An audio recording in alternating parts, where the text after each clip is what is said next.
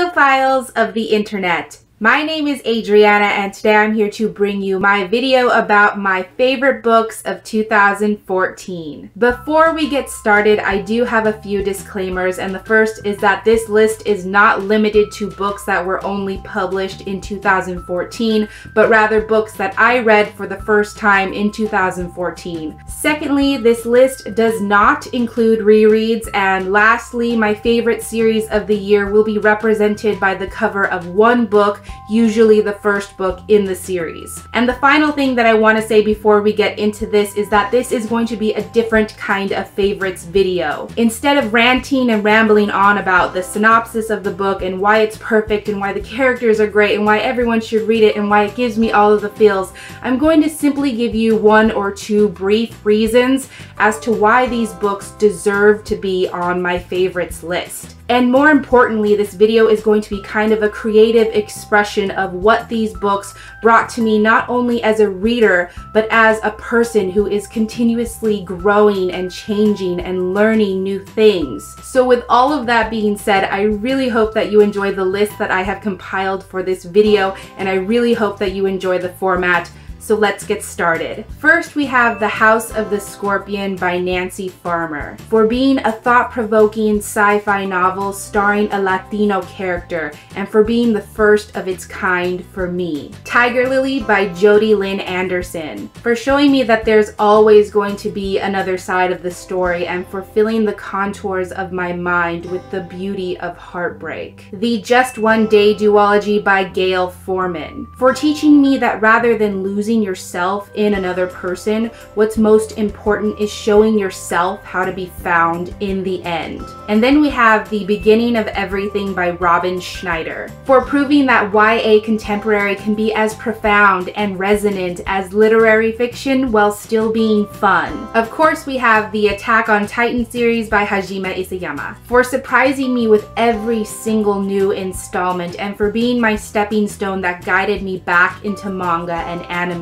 which is something I will always be grateful for. And then there's 5 centimeters per second by Makoto Shinkai. For beautifully articulating how the briefest of interactions can affect us for the rest of our lives, and that it's okay. And the School for Good and Evil series by Soman Chainani. For taking the fairy tale to new, bold, and exciting places, and for showing younger audiences new kinds of heroines. The Coldest Girl in Cold Town by Holly Black. For pleasantly surprising me and for making me wholeheartedly believe in the validity of the vampire narrative once more. The Daughter of Smoke and Bone series by Laini Taylor. For challenging my perception of what makes a monster and what makes an angel, and for making me want to believe in love, magic, and elsewhere. Howl's Moving Castle by Diana Wynne Jones. For showing me that people who seem outwardly ordinary can be the ones who instigate the most extraordinary journeys. Aristotle and Dante Discover the Secrets of the Universe by Benjamin Alire Sáenz. For allowing me to truly begin to see myself and my story in fiction for the first time, and also for reminding me that all of my thoughts and all of my emotions are valid. The Girl of Fire and Thorns trilogy by Ray Carson. For taking a protagonist that most people would scorn or see as imperfect and taking her on a journey that shows her strengths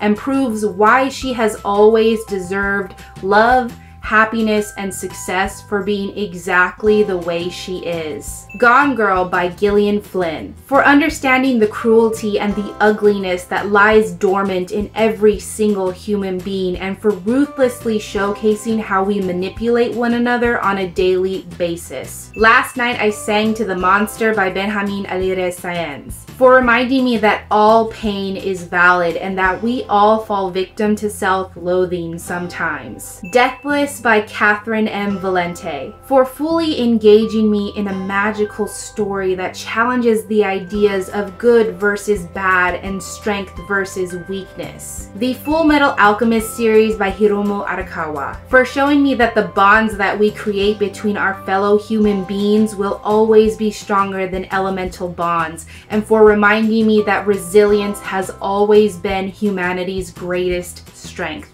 the Oran High School Host Club series by Bisco Hattori, for always making me laugh even in the most difficult times when I thought it was impossible to do so. Horns by Joe Hill, for cherishing all that is hideous and repulsive hidden in the everyday. The Blood of Eden trilogy by Julie Kagawa, for teaching me that choice always trumps circumstance and for reminding me that only I can decide what kind of monster I am. Second Chance Summer by Morgan Matson, for wonderfully showcasing the paradoxical nature of life, how we can be happy and sad and every single emotion in between all at the same time, and more importantly, for opening me up to embracing my own grief.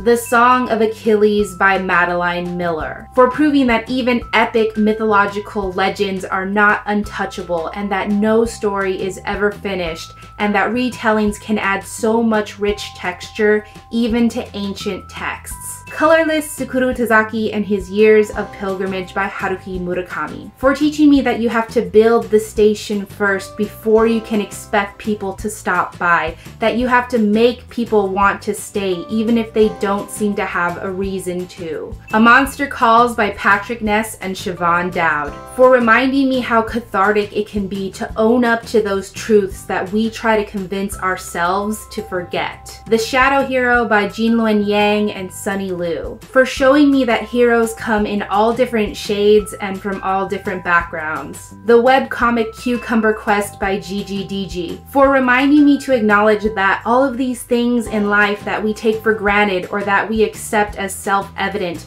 are usually really silly or ridiculous, and also for showing me that there are all different types of heroes. Everything I Never Told You by Celeste Ng, for reminding me that everyone is the protagonist in their own story, and also for inspiring me as a writer. Ancillary Justice by Ann Leckie, for leaving me in awe after creating a complex world and a complex protagonist while making it look so easy, but more importantly, for reminding me how vital it is to seek out and to support female authors who are not only breaking down barriers, but obliterating them in the science fiction and fantasy genres. The Raven Boys by Maggie Stiefvater, for proving that great paranormal stories are not all about vampires, werewolves, and emotionally abusive relationships born of forbidden love, but more importantly, for opening up my imagination